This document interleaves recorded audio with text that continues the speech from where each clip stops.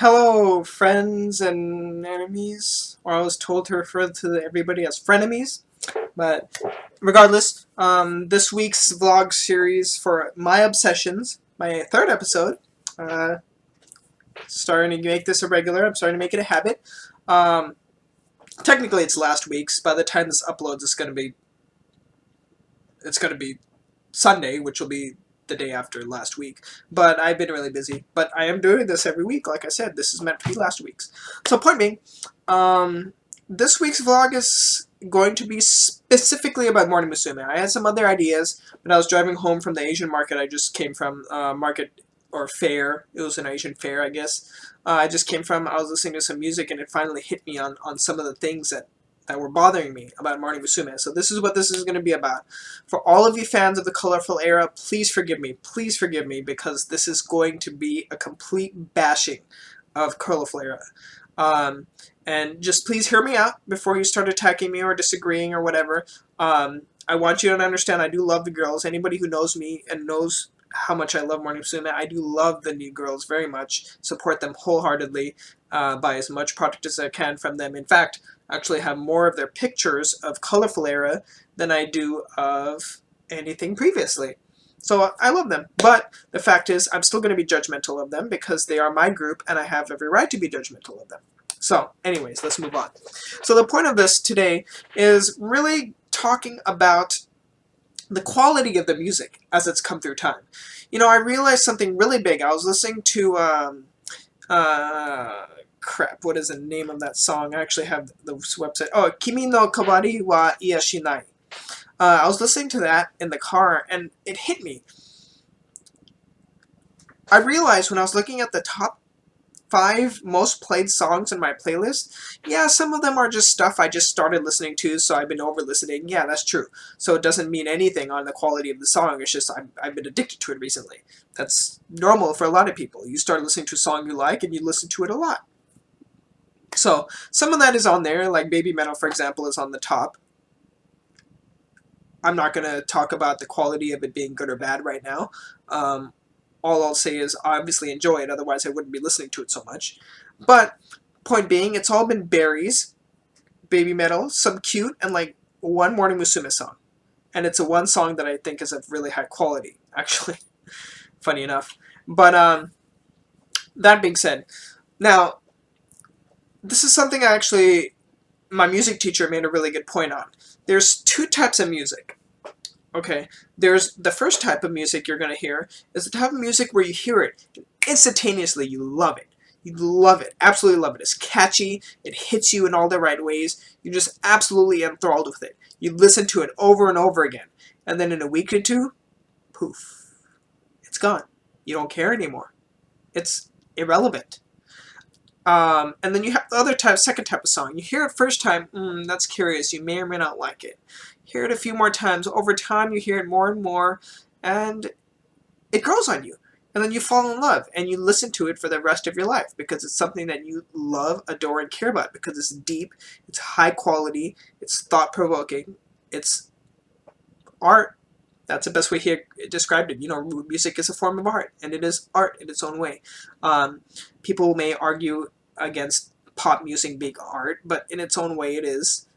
It's a very different conglomeration of talents that's put together in comparison with a band who plays a bunch of musical instruments together, and there's a bunch of communication with the band members with each other as they play, you know, with their instruments communicate with each other. There's that versus the way the singers communicate with themselves, each other, and with the actual music that's in the background. It's a very different type of art form, but I definitely think that it's just as much of an art as Beatles, for example. Although in its time Beatles was considered pop also, and even to this day it's still considered top pop to an extent. But I mean, they're still rock. They are rock. To me, they're rock and roll when it really boils down to it. Point being is that art is art. Different forms, different perspectives, but art is art. So in that respect, piggybacking off of that, yeah, Morning Musume has its moments of art. It has its moments of one-hit wonders. It has a little bit of both. It really does.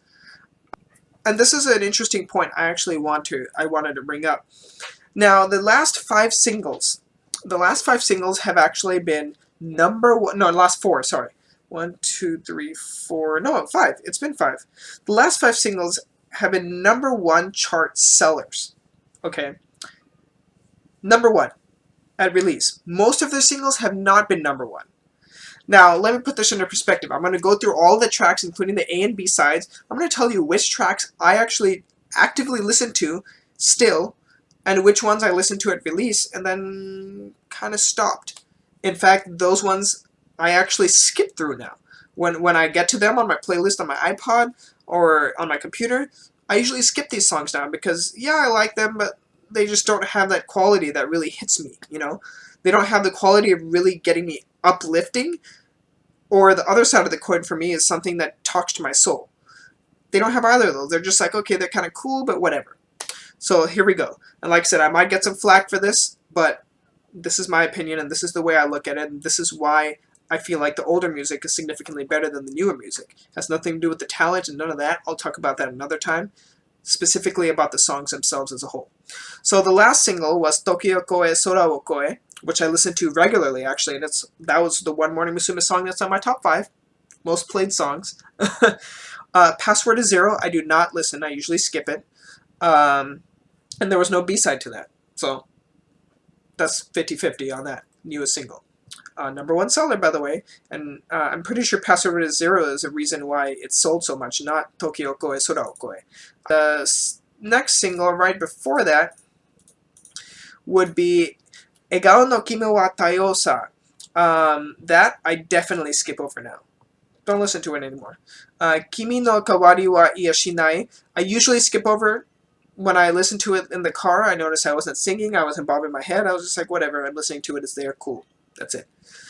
The other one is What is Love, which I actually do listen to, but I don't think it has anything to do with the musical quality of the song. It has more to do with the fact that I have a personal connection with that song, because of the fact that we helped make it with Tsunku, so it's like a worldwide effort, so I have that connection, so it's important to me. That's why it matters to me. But musically, I have skipped over it a few times, but then that thought always crosses my mind, and I want to listen to it, because I remember, hey, I had a hand in this. No B-sides for this either, so that's 1 out of 3 that I don't skip, and that's not even for musical quality. Single before that would be Wagamama Kino Mama Ai no Joke, which I actually do listen to. I do listen to, kind of. I don't always skip it. It's about 50-50. But Ai no Gundam, I don't listen to. I actually do skip that one pretty often. Boya, I actually listen to pretty often, but I think it's more because it's catchy. But regardless, that's not the point. The point is that I'm making is that it's something that lasts. Yeah, I do still listen to Boya. Let's see, what other B-sides do we have? Funwari Koibito Ichinensei. I do not listen to that anymore. Makeru ki Shinai Konya no Shobu. Interestingly, I actually didn't like that song when I first listened to it. Nowadays, I actually don't skip it anymore when it pops up. So, point being, the main A-sides, I only listen to one of them. So, there's that. The single before that would be Brainstorming and Kimi Sae Ireba Nani mo Iranai. Brainstorming, I always skip. Kimi Sae Ireba Nani mo Iranai, always skip. Rokne Teigi, excuse me, always skip. Almost always. Sometimes when I'm feeling a little bit of love for Rain, I'll listen to it anyways. ABCD Icha Shitai, I do actually listen to that, just because I found the song to be cute. Let's see, Tokimeku Tokimeke, I do listen to that, same reason, because I find it cute. I actually don't think it's that good of a song, though. Itsumo to onaji seifuku de, that one I usually skip. So that's that. Help Me, it's about 25 to 75. 25% of the time I'll listen, 75 I'll skip. I do listen to it on occasion, but not very often. Daisuki Dakara Zettai ni Yurasanai. I usually skip it. I do like that song a lot, actually, but for some reason I skip it. I think they're a really good pair, Oda, Sakura and Riho. Happy Daisakusen, skip. Aishu no Romantic, I do listen to that, but once again, it's a cute factor. I think Mizuki and Sayu do perfect together. Watashi no Dekkai Hana, I actually do listen to that more often now than I used to, interestingly. Nani wa Tomo Are, skip. So now let's put this into perspective. Let's look at the last 5 singles before that came out, and then I'll tell you what I listen to regularly and what I don't. But just into perspective, let's just do the ones before that weren't top 5, that were considered failures because they weren't living up to the expectations. Wow, whoop-de-doo, they didn't get #1 on release week, but the quality is way better than anything now. My opinion. Not anything, actually, but anyways, we're moving on. Wakuteka Take a Chance, never skip that. Love Innovation, half and half. Futsu no Shoujo, half and half. Daisuki, Hyakumanten, about half and half. Shinnen Dake wa Tsuranu Kitose, I do actually usually skip that. Still, most of these I do listen to decent amount at least. So, 1, 2, 3. Nope, I don't skip that actually. The Mate no Show is about half and half. Watashi no Jidai, I don't skip it. Ai Saretai no Ni, I do not skip that. Seishun Domannaka, it's about 25-75. 75% of the time I skip it. Renai Hunter, never ever skip that. I love that song. Watashi ga ite kimi ga aru, or kimi ga iru, I usually don't, actually I don't skip that. I don't skip that one. Let's see, and then the next one would be Pyoko Pyoko Ultra.